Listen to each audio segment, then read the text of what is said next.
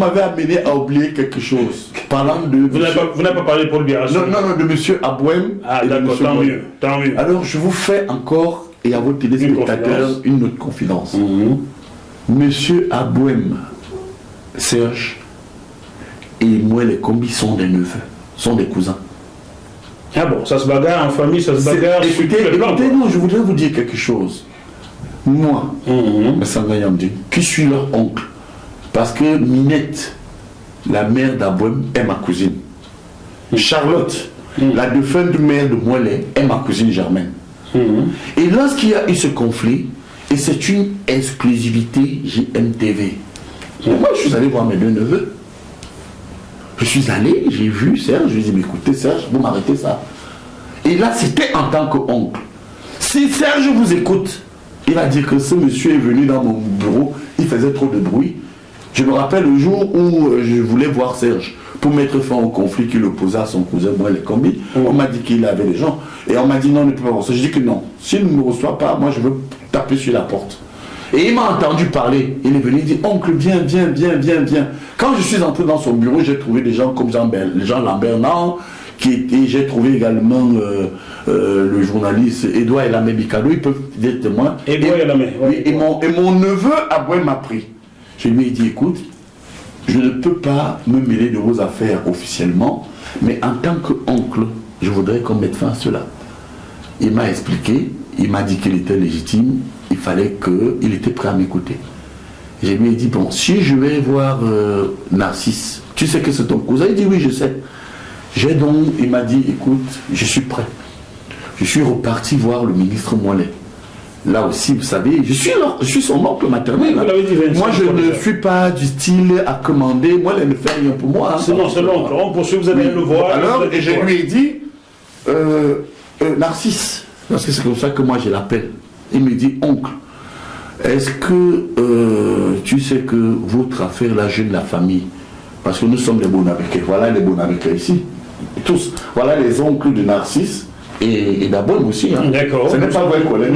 Nous sommes ici, hein. Là, collègue. Nous sommes en plateau. Non, je vous dis que voilà leurs oncles. Oui, ceux qui sont en coulisses, on ne les voit pas. Donc. Oui. Bon, alors, je lui ai dit que ça me gêne.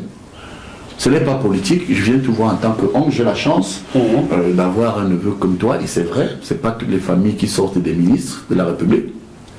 Il faut m'arrêter cette affaire. Alors, moi, en retour, m'a dit, écoute, oncle,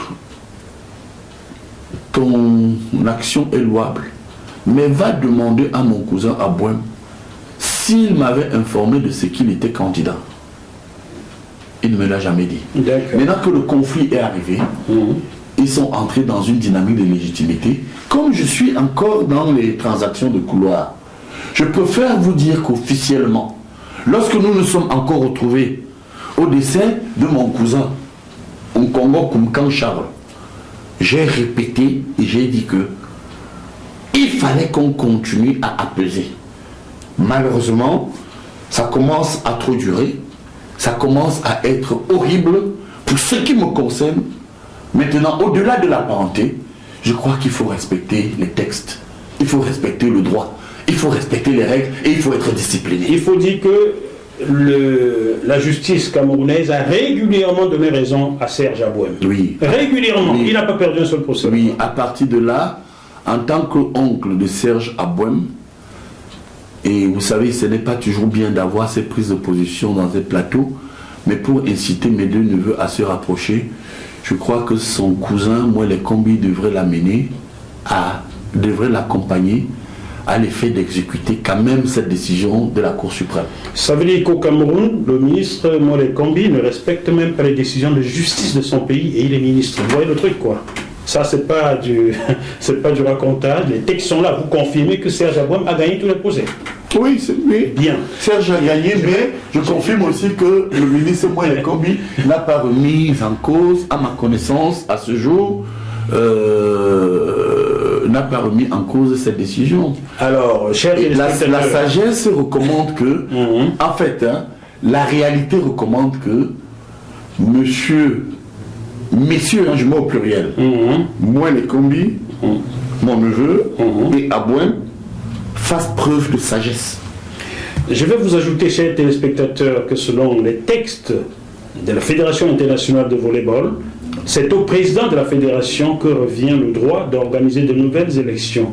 Donc, M. Molé Kombi n'aurait jamais dû organiser des élections à la fédération de volleyball au Cameroun. C'est Serge Abouem qui a la légitimité de le faire. Et je ne comprends pas ce que vient faire dedans le président du comité olympique, M. Kalkaba Malboum.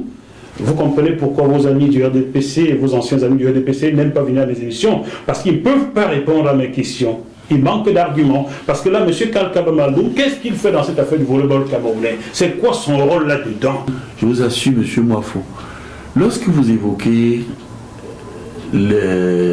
l'apparition d'un tiers, disons impartial, le président du comité olympique, M. Kalkaba Malboum, mais écoutez, qu'est-ce qu'il vient faire dans une affaire où on a tout simplement besoin d'appliquer la loi? Qu'est-ce qu'il vient faire là-dedans? Vous comprenez?